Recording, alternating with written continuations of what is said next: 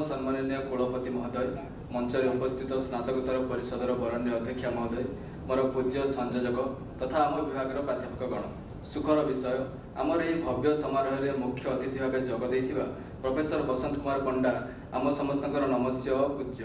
आज उत्सव को मधुमयी कर मोर सहपाठी तथा कनिष्ठ माने स्मृतिमय शिक्षा वर्ष 2025-26 आम समस्त बेस चमकप्रद। यही वर्ष में स्नातकोत्तर ओडिया भाषा और साहित्य विभाग पर्यायक्रमे नाना उत्सव आयोजन कर छात्र छात्री मानकर धीशक्ति वृद्धि में सहायक होइछि।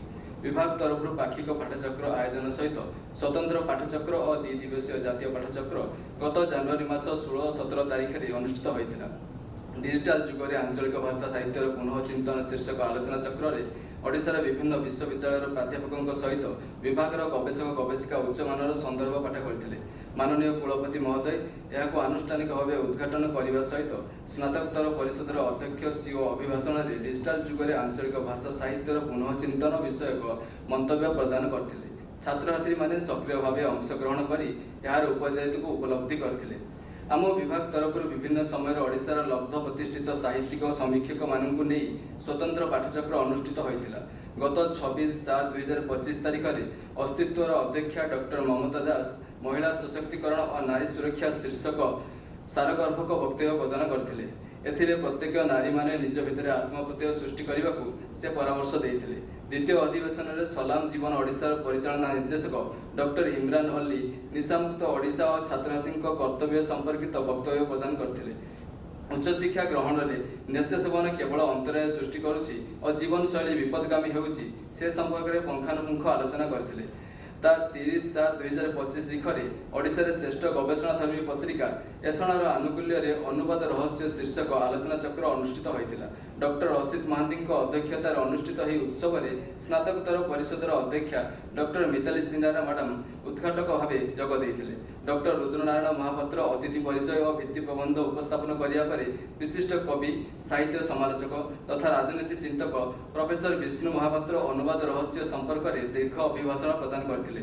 प्रोफेसर महापात्र अनुवाद उभय कला और विज्ञान एक अपूर्व समन्वित रूप बोली मत व्यक्त करते। नीलकंठ स्मृति परिषद भुवनेश्वर आनुकूल्य पाठचक्र प्रकोष्ठ में ता 5/1/2025 तारीख में पंडित नीलकंठ दास 141तम जयंती उत्सव पालन कराइथिला।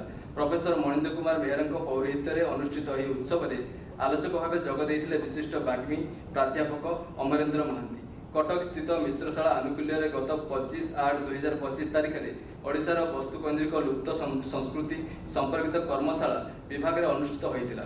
प्रोफेसर रुद्रनारायण महापात्र सभापतित्व में अनुष्ठित ही कर्मशाला विषय विशेषज्ञ भाव डॉक्टर अजय कुमार मिश्र जोगदे प्रति ओडिया घरे व्यवहृत होता पुराणा दैनंदिन उपकरण मान किभली क्रमशः हजि हजि जाउछि से संपर्क में आलोकपात करते।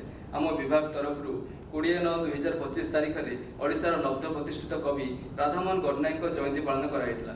एथिरे विषय विशेषज्ञ भाव डॉक्टर निशामणी स्वाई जगदे राधामोहन जीवनी और साहित्य संपर्क में आलोचना करते। अन्यतम आलोचिका विशिष्ट कवयित्री डॉक्टर अपर्णा महांती राधामोहन गडनायक कवितार अंतस्वर संपर्क में पुंखानुपुंख आलोचना करते। उक्त दिन दिवंगता डॉक्टर लिपि हेम्ब्रम मैडम स्मारकी वक्तृतामाला आयोजित होता। एथिरे डॉक्टर रुद्रनारायण महापात्र सभापतित्व करते बेले विशिष्ट नाट्यकार प्रोफेसर नारायण साहू स्मारकी वक्तृता प्रदान करते।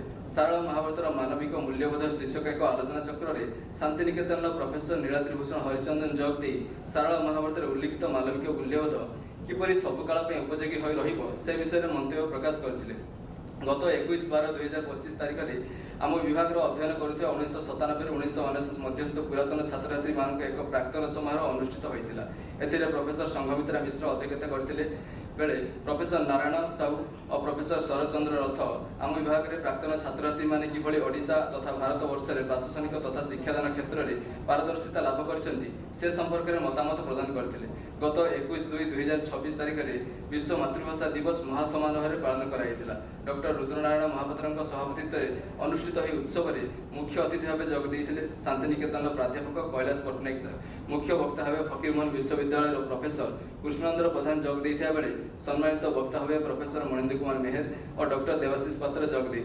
चलित वर्ष आम विभाग में 12 जन द्वितीय वर्ष छात्र छात्री ओडिशा सरकार शिक्षानविश कार्यकाल मनोनीत होती। तत्सहित ओडिशा सरकार विद्यालय और गणशिक्षा विभाग द्वारा परिचालित स्नातकोत्तर तालीम प्राप्त शिक्षक पीजीटी मनोनीत हो कर्मक्षेत्र जोग देइछन्ति।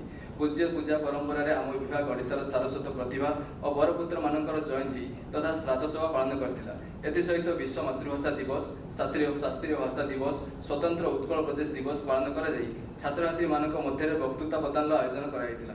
प्रबंध लिखन, कविता आवृत्ति, झुटी अंकन, क्षुद्र गल्प लिखन और साधारण ज्ञान प्रतियोगिता सहित विभाग छात्र छात्री और प्राध्यापक मंडली को नहीं ओडिया नामफलक लेखा अभियान पदयात्रा विश्वविद्यालय प्रशासनिक भवन आरंभ कर प्रोफेसर डॉक्टर रमेश चंद्र मल्लिक नेतृत्व में यह पदयात्रा को आनुष्ठानिक भाव प्रोफेसर रुद्रनारायण महापात्र उद्घाटन करते। छात्र छात्री गवेषक गवेषिका ओडिया लेखाई प्रचार पत्र धरी जातीय राजपथ परिक्रमा करते।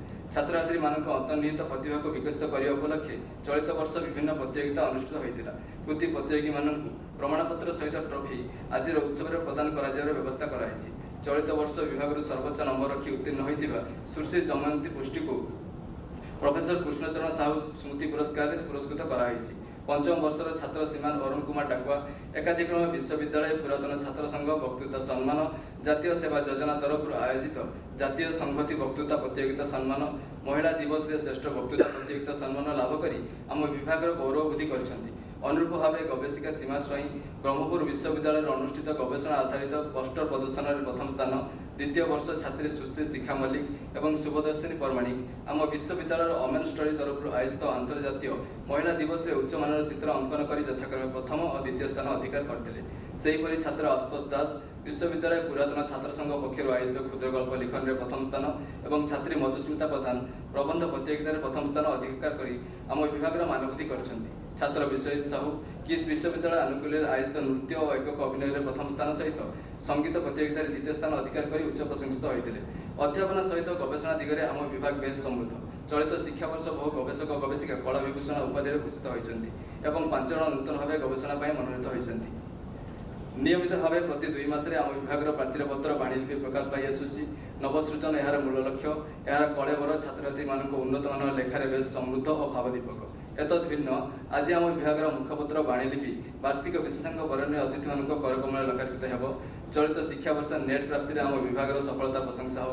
बहु छात्र छात्री नेट सहित जेआरएफ और केतक छात्र छात्री केवल नेट रे कृतकार्य होई आम विभाग को महिमामंडित करछन्ति। यही भव्य उत्सव में समस्त उपस्थिति मते और आम विभाग को गौरवान्वित करिछि। समस्त आशीर्वाद कामना करी संपादिक अभिभाषण को मु दिनेश कुमार नायक परिसमाप्ति करुछि। वंदे उत्कल जननी।